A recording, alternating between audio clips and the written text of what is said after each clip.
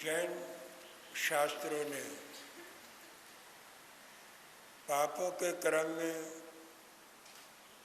क्लेश कलह को 12वां पाप कहा है।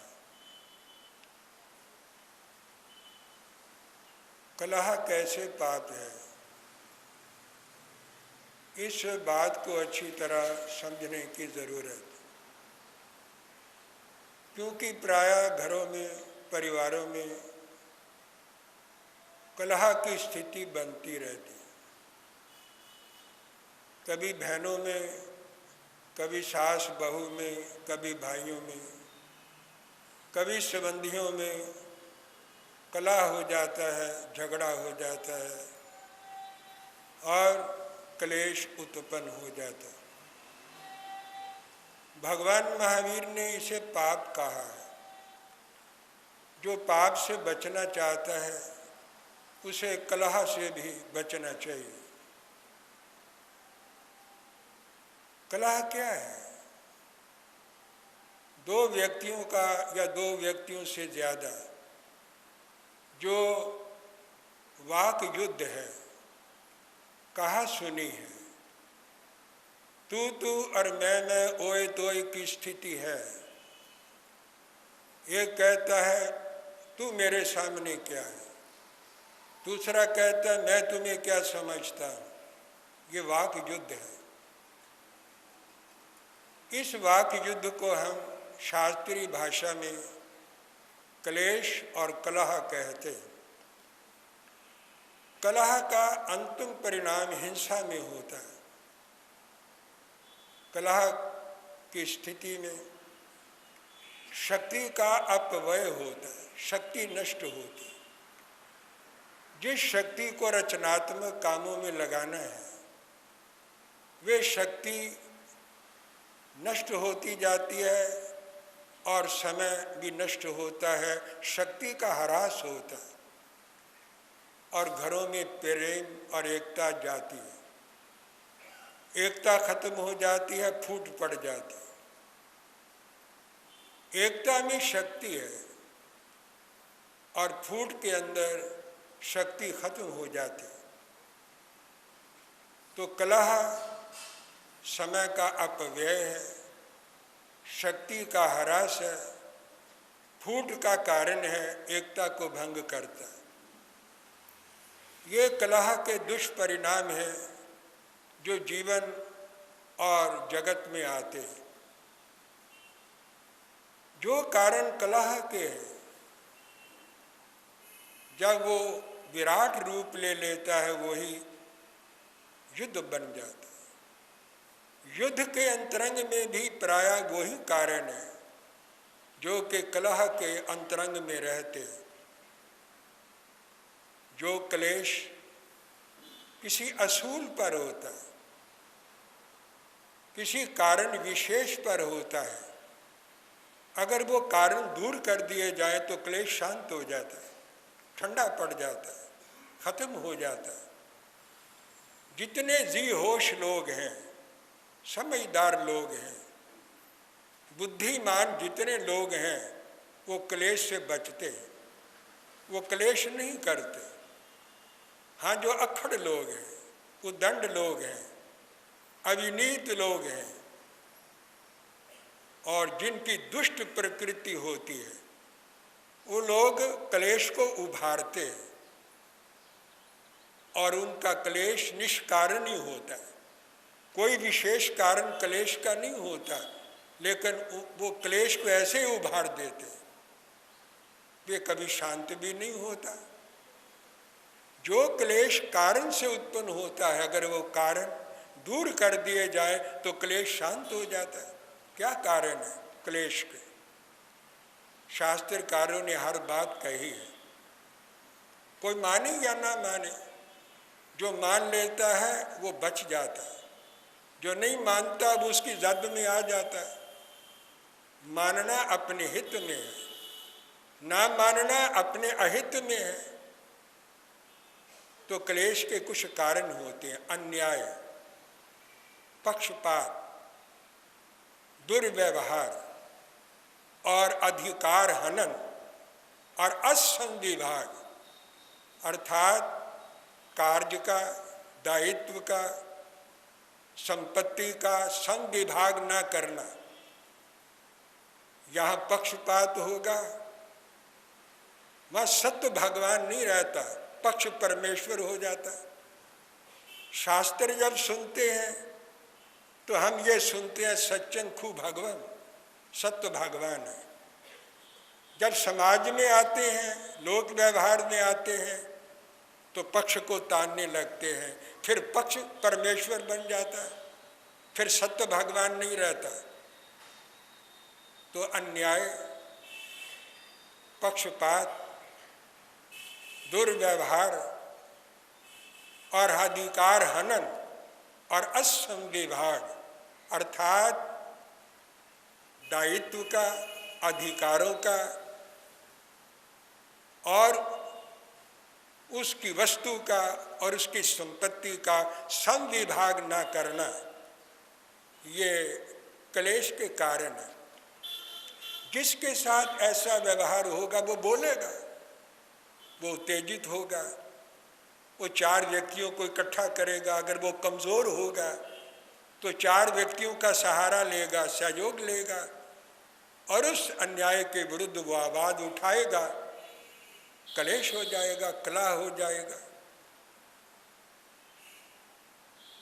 तो इस प्रकार से कलह के कारण भगवान महावीर ने एक बात कही है, कहीं भी ये कलह उबर सकता, ये नहीं है कि गृहस्थों में ही होता है, कहीं भी हो जाता। भगवान महावीर ने कहा संघ में भी हो जाता, समाजों में भी हो जाता है, क्योंकि मुंडर मुंडर मतिर भिन्ना, सबकी मति अलग अलग है, बुद्धि अलग अलग है, विचार अलग अलग है, चिंतन सबका अलग अलग है, क्षमता सबके अंदर, शक्ति क्षमता की सबके अंदर अलग अलग है। इसलिए कोई किसी चीज को सहन कर लेता है, कोई नहीं करता। मतभेद होना कोई बुरा नहीं है, होता है, लेकिन मन भेद नहीं होना चाहिए। मतभेद तो हो जाता है, लेकिन क्लेश में मन भेद हो जाता है, मन टूट जाते हैं और फूट पड़ जाती है, शक्ति एकता की, ऐक्य की चली जाती। ये क्लेश के दुष्परिणाम है।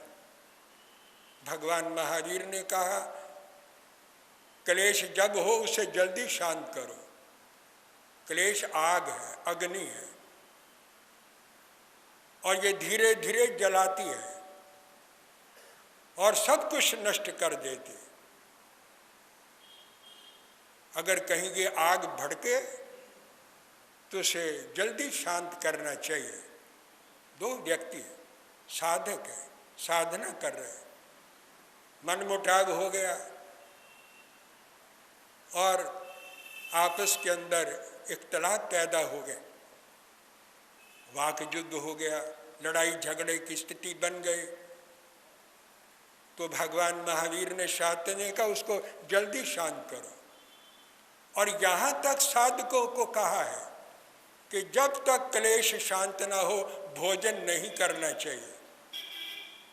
पहले क्लेश शांत करो, क्षमा याचना करो, जिसका दोष है वह अपने दोष को स्वीकार करे और दोष को स्वीकार करके अपने अंदर शांति स्थापित करे और फिर आहार ग्रहण करे। आहार ग्रहण करने से पहले विचारों को शांत करना जरूरी है। ऐसा क्यों कहा? व्यक्ति ज्यादा दिन आहार के बिना नहीं ठहर सकेगा।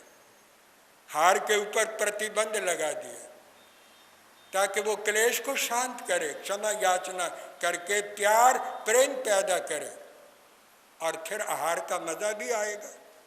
आहार करने का, भोजन करने का, मिल बैठ करके भोजन करने का आनंद भी आएगा। आंखें तो एक चढ़ी हुई है, मन के अंदर अशांति है और भोजन कर रहे हैं, वो भोजन अमृत थोड़ा बनेगा। भगवान महावीर ने ये बात कही, क्लेश की उदीरना नहीं करनी चाहिए। जो क्लेश शांत हो गया है उसको दोबारा उभारना नहीं चाहिए, उस बात को दोबारा चालू नहीं करना चाहिए। अगर उस बात को दोबारा चालू किया जाएगा उसकी उदीरना हो जाएगी, वो फिर प्रकट हो जाएगा, आग फिर भड़क उठेगी। जो क्लेश शांत हो गया उसको शांत रहने दो और क्लेश को जल्दी मिटाने की कोशिश करो। जैसे पानी के अंदर नौका है, नौका में छेद हो जाए और अगर उसे ना मिटाया जाए धीरे धीरे पानी नौका में भरता रहता है, पानी भरते भरते नौका भारी हो जाती, वो नौका डूब जाती। जैसे नौका के छिद्र को देखते ही मिटाना पड़ता है और भरना पड़ता है ताकि पानी नौका में ना आए, इसी प्रकार क्लेश की स्थिति बनने से पहले क्लेश को मिटाना चाहिए। क्लेश उभरे उसे शांत करना चाहिए, धैर्य से, शांति से, प्यार से समझा बुझा करके उसे शांत करने का प्रयत्न करें, क्योंकि इसके आगे जाके बड़े दुष्परिणाम होते। क्लेश अपना भी अनिष्ट करता, दूसरे का भी अनिष्ट करता है, कर सकता है, अपनी भी हानि कर लेता है, दूसरे की भी हानि हो जाती है। क्लेश में लाभ तो कोई होता ही नहीं। क्लेश आग है, अग्नि है, ये सब कुछ जला करके भस्म कर देते। ये जो आग चूल्हे में जलती है ये तो लकड़ियाँ ही जलाती, लेकिन ये जो आग अंदर क्लेश की जलती है ये तो लहू को जला देती और अंदर की जो हड्डियाँ हैं इनको वो खोखला कर देती है, शांति को भंग कर देती है, तवाज़न मन का नहीं रहता, बैलेंस नहीं रहता, संतुलन नहीं रहता, बुद्धि भ्रष्ट हो जाती है और बुद्धि के अंदर सोचने और समझने की शक्ति नहीं रहती और ये क्रोध को तो उभारती है। इसी के कारण तो क्लेश होता है। जहाँ धैर्य है, धीरता है, सहिष्णुता है, सहन करने की ताकत है, वहाँ क्लेश जल्दी उत्पन्न नहीं होता है। तो घरों के अंदर ये स्थिति इसलिए बनती है कि सहनशीलता का अभाव है। कितना और व्यक्ति नुकसान उठा ले, अपने को छोटा बना ले, लेकिन क्लेश में ना जाए। आचार्य देव कहा करते थे, क्लेश दलदल है, कीचड़ नहीं दलदल है। कीचड़ के अंदर फंसा हुआ व्यक्ति जल्दी निकल जाता है, लेकिन जो दलदल के अंदर फंस जाता है, दलदल के अंदर जिसका पांव आ जाता है वो नीचे नीचे जाता है। और अगर कोई उसको निकालने की भी कोशिश करता है, उसको पकड़ करके बाहर निकालने की कोशिश करता है, वो भी उसके साथ है, उस दलदल के अंदर धंसता चला जाता है। आचार्य देव कहते थे, वो कहा करते थे कि ये क्लेश कलह दलदल है। बुद्धिमानों का समय कैसे गुजरता, समय सबका गुजर जाता। आयुषा क्षणेको अपि न लभ्या स्वर्ण कोटि भी तद्देत निरर्थकम नीत का तु हानि ततो अधिका। उम्र का एक क्षण बड़ा कीमती है।